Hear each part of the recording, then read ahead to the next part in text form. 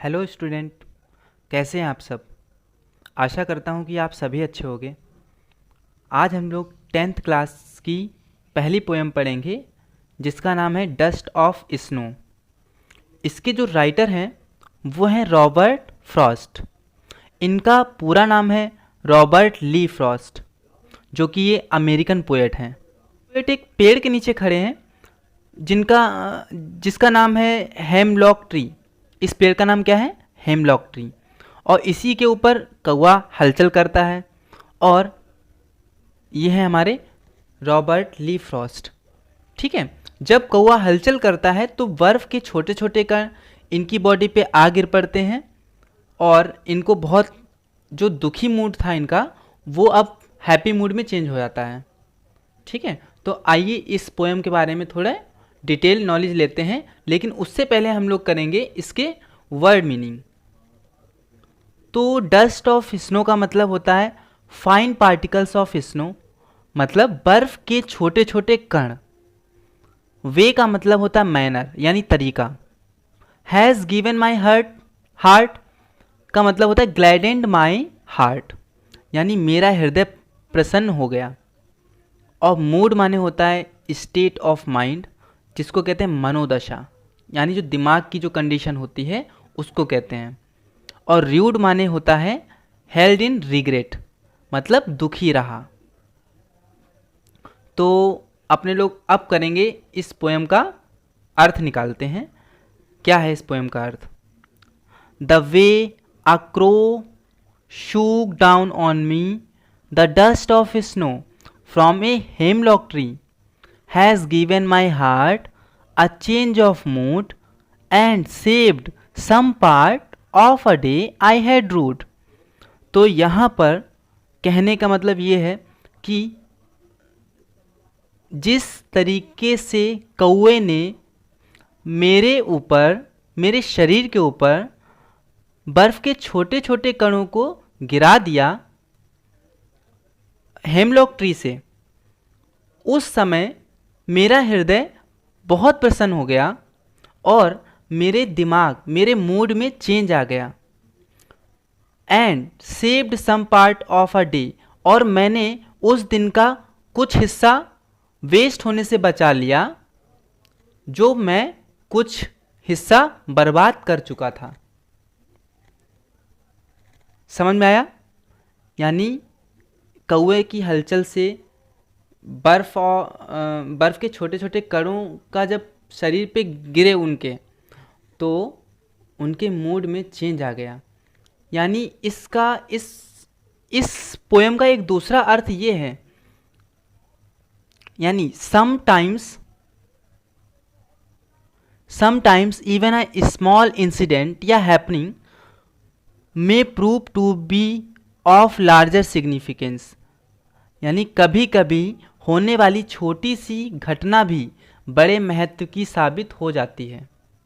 यानी कभी कभी जो छोटी छोटी घटनाएं होती हैं, चाहे वो अच्छे वे में हो या निगेटिव रूप में हो, यानी उनका भी बहुत कहीं ना कहीं इम्पोर्टेंस होने लगता है कहीं कहीं।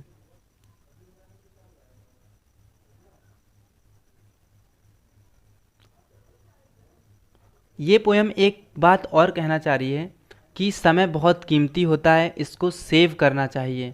ठीक है, इसको दुखी मन से व्यतीत नहीं करना चाहिए, यानी समय को किसी अच्छे कार्य में लगाना चाहिए और हमेशा प्रसन्न रहना चाहिए। तो अब हम लोग इसकी पोएटिक डिवाइसेस करेंगे कि पोएटिक डिवाइसेस क्या होती हैं। इसका लेक्चर मैं पहले से ही बना चुका हूँ पोएटिक डिवाइस का। आप इसका लेक्चर ढूंढ सकते हैं हमारे चैनल पे जाके। तो सबसे पहली पोएटिक डिवाइस करेंगे हम लोग राइमिंग वर्ड्स क्या होते हैं।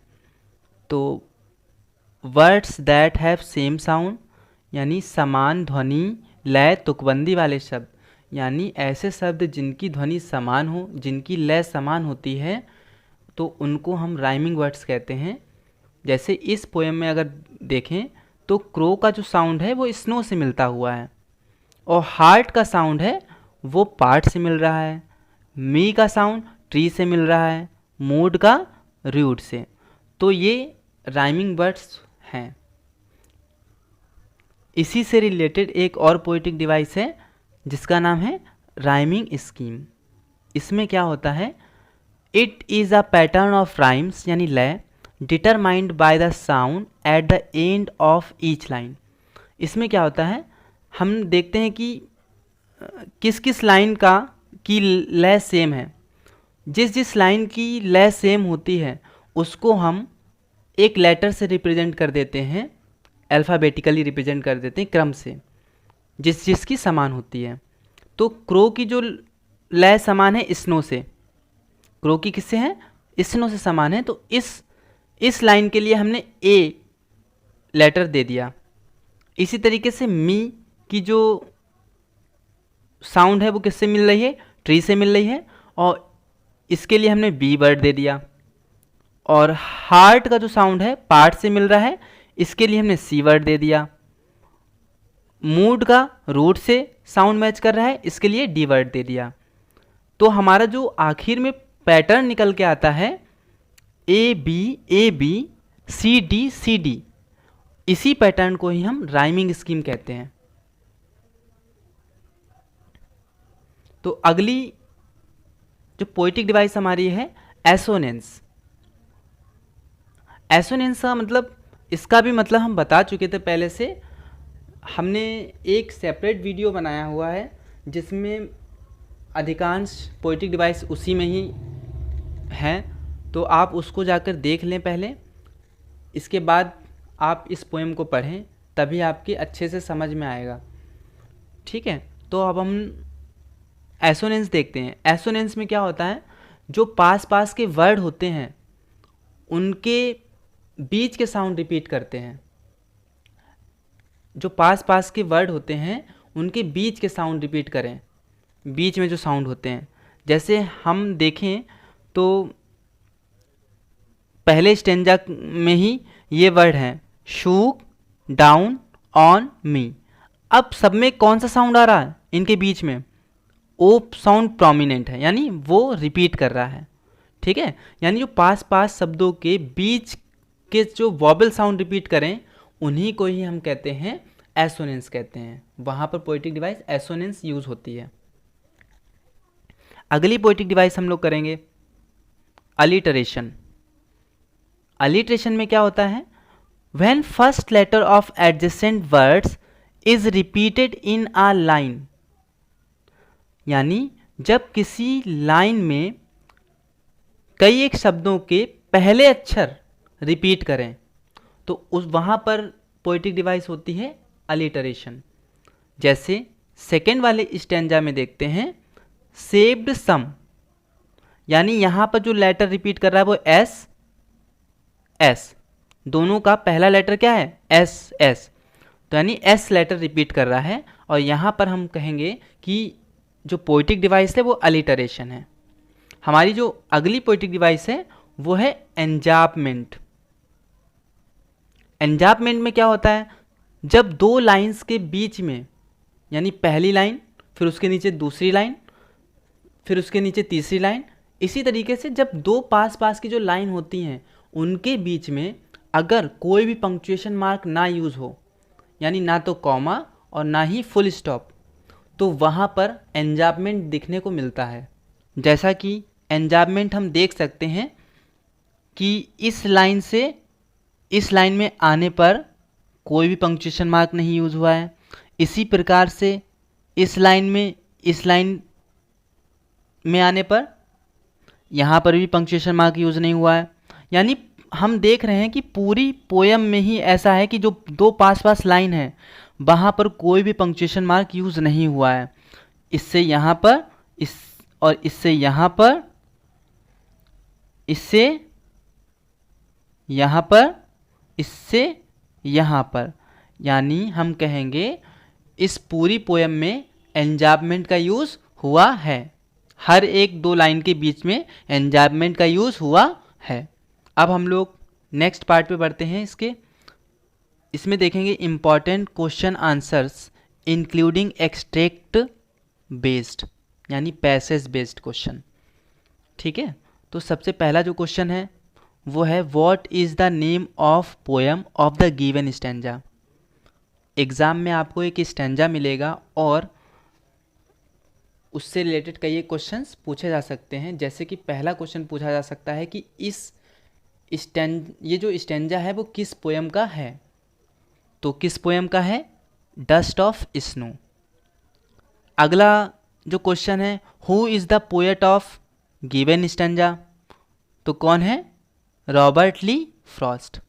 अगला क्वेश्चन है, where was the poet standing? जैसा कि आपको पता है कि पोएट कहाँ पर खड़ा था? Under the hemlock tree. ठीक है, यानी हेमलॉक ट्री के नीचे खड़ा था। अगला क्वेश्चन है, who was sitting on the tree? पेड़ पे कौन बैठा था? तो crow was sitting on the tree. पेड़ पर कौवा बैठा था।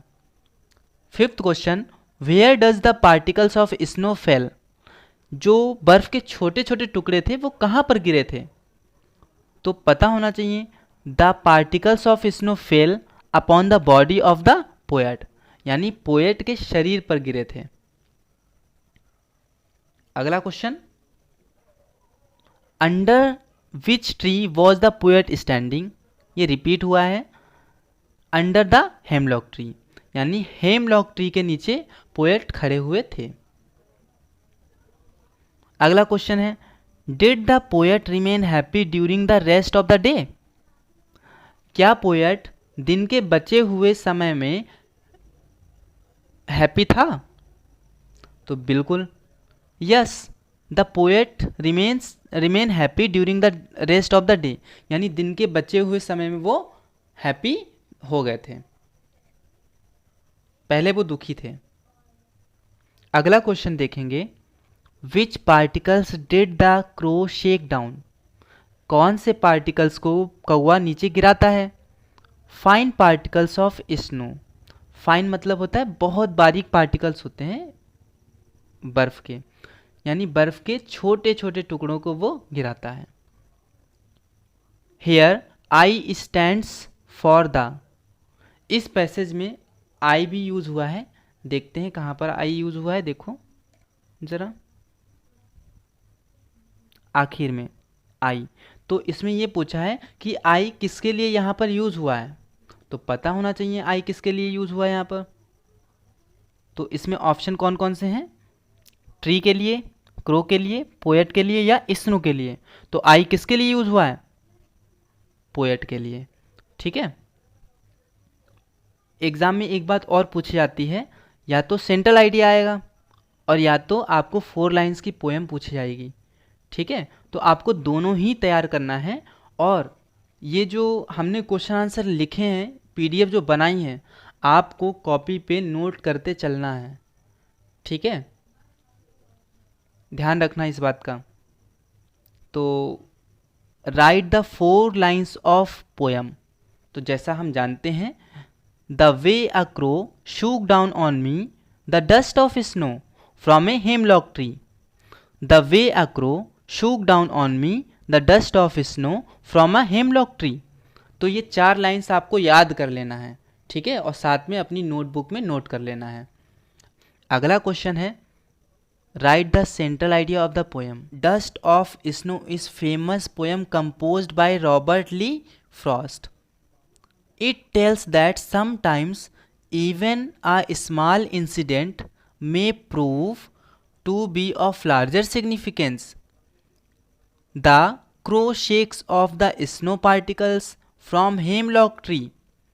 The poet appreciates the beauty of the fine particles of snow, which changed his mood and saved the rest part of the day. इसका दूसरा अर्थ है, many precious moments from being wasted. कहने का मतलब ये है कि कभी कभी जो है छोटी मोटी जो चीज़ें या घटनाएं होती हैं वो इंसान के बिहेवियर में चेंज ला देती हैं, यानी उनकी बहुत वैल्यू होती है उन छोटी मोटी चीज़ों की। यहाँ पर छोटी मोटी जो चीज़ है वो पार्टिकल्स ऑफ स्नो है, यानी जिसकी पोएट बहुत तारीफ़ करता है, बहुत प्रशंसा करता है। और इसलिए प्रशंसा करता है क्योंकि उसका जो बचा हुआ दिन है वो अब अच्छे से गुजरेगा, उसका समय की बचत हो गई। और वो उस समय में कुछ इम्पोर्टेंट काम कर सकता है। पहले उसने अपना दिन था उसको दुखी से बिताया, लेकिन इस घटना के बाद जो है अब वो खुश हो गया, अब वो अपना समय अच्छे से यूज़ कर पाएगा या किया होगा उसने। ठीक है, तो अब हम लोग इस चैप्टर से रिलेटेड, इस पोएम से रिलेटेड MCQs करेंगे।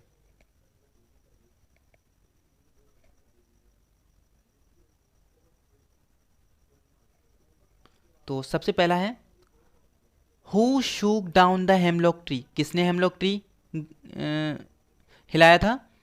क्रो ने। What fell on the poet. Poet पर क्या गिरा? Dust of snow. अब आपको ये सिंपल लग रहे होंगे question. In what mood was the poet earlier. पहले पोएट का मूड कैसा था? सैड।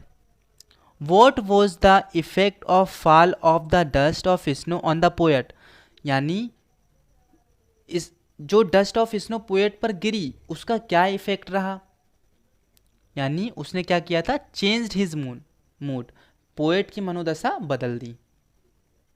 अगला क्वेश्चन है what was saved for the poet. Poet के लिए क्या चीज सेव हो गई थी? Some part of the day. दिन का कुछ हिस्सा बच गया था। The poet says of day I had rued. What is the meaning? तो आप जैसे कि हमने वर्ड मीनिंग में ही देखा था, रूड माने होता है दुखी रहा या दुखी होना। तो यहाँ पर हेल्ड इन रिग्रेट यानी पश्चाताप करना, दुखी होना। ठीक है। What is the rhyming scheme of the poem. हम इसको भी कर चुके हैं। तो राइमिंग स्कीम क्या थी? A B C D C D. अगला जो क्वेश्चन है name the poetic device used in the line and saved some part. अब देखो यहाँ पर जब एस लेटर रिपीट कर रहा है, यहाँ पर भी और यहाँ पर भी, तो यहाँ यानी जब वर्ड के शुरुआत का जो लेटर रिपीट करता है तो समझ जाओ वहाँ पर अलिटरेशन होता है। ठीक है। अब 2 क्वेश्चन और बचे हैं हमारे। What does dust of snow represent. Dust of snow क्या रिप्रेजेंट करती है? इसको कहते हैं पार्टिकल्स ऑफ स्नो, यानी बर्फ के छोटे छोटे पार्टिकल्स। अगला जो क्वेश्चन है the crow and hemlock tree symbolize. जो क्रो और हेमलॉक ट्री है वो किसको सिंबलाइज करते हैं? पता होना चाहिए। सौरों को, यानी दुख के लिए आते हैं। ठीक है। तो यानी अपशगुन के लिए। तो आपको ये वीडियो कैसा लगा? आप लाइक कीजिए और हमसे जुड़े रहिए। धन्यवाद।